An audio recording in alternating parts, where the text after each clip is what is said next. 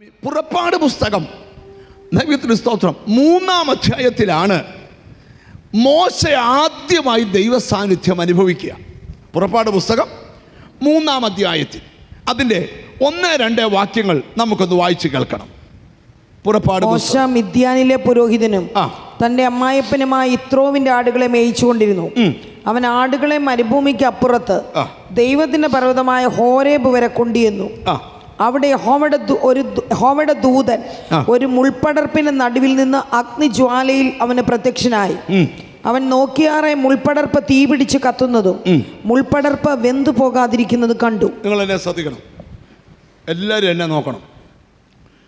മോശയുടെ ജീവിതത്തെ 40 വീതമുള്ള 3 കാലഘട്ടങ്ങളാണ് തിരിക്കുന്നത്. ആദ്യത്തെ 40 മോശ എവിടെയാന്ന് പറയാമോ? കൊട്ടാരത്തിൽ ഒരു കുഞ്ഞ് രാജകുമാരനായിട്ട് വാഴുക. ഞാൻ പണ്ട് പ്രസംഗിച്ചു, അത്ര പൂശിയ 40 വർഷം. പിന്നത്തെ 40 എവിടാ? ആടിനെ അറിയാവുന്നില്ലേ? ഒന്ന് പറ. പിന്നത്തെ 40 എപ്പോഴാ?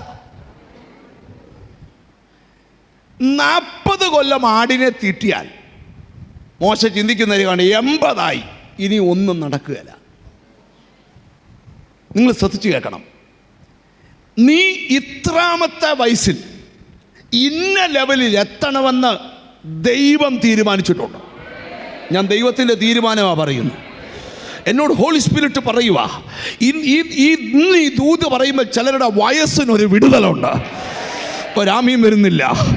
വർഷങ്ങളായി നീ ജനിച്ചിട്ട് കഴിഞ്ഞ 80 വർഷം നടക്കാത്ത കാര്യം അന്ന് നടക്കാൻ പോവാ മോശയ്ക്ക്. എത്ര പേര് ആമീൻ പറയും? നിന്നെ കോട്ടയത്ത് കൊണ്ടുവന്നത് ഇതിനാണ്, നിന്നെ സ്തോത്രം പറയിച്ചത് ഇതിനാണ്, നിന്റെ വഴി തടഞ്ഞപ്പോൾ ദൈവം മിണ്ടാതിരുന്നത് ഇതിനാണ്. കാരണം ഇനി ആടിനെ തീറ്റ അധികമില്ല, ഇനിയും നിനക്കൊരു ശുശ്രൂഷ ഉണ്ട്. ഒരാമീൻ വരുന്നില്ല. ചിന്തിക്കാത്ത റൂട്ടിലൂടെ നിന്നെ ദൈവം കൊണ്ടുപോകുകയാ. വിശ്വസിക്കാൻ പറ്റുന്നവരോട് സ്തോത്രം ചെയ്തേ. ഞാൻ ദൂതിലോട്ട് വരട്ടെ. മോശ അമ്മായിയപ്പൻ്റെ ആടിനെ തീറ്റി പർവ്വതം വരെ എത്തിയപ്പം ഇന്നു വരെ കാണാത്തൊരു കാഴ്ച എന്താണെന്നറിയോ? സിമ്പിളാ. ഒരു മുൾപ്പടർപ്പ് കത്തുന്നു. മരുഭൂമിയെ സംബന്ധിച്ച് ചൂട് കൊണ്ട് മുൾപ്പടർപ്പ് കൂടെ കത്തും. പക്ഷെ ഈ മുൾപ്പടർപ്പിൻ്റെ പ്രത്യേകത, കത്തുന്നെങ്കിലും മുള്ളു പച്ചിച്ച് നിൽക്കുക.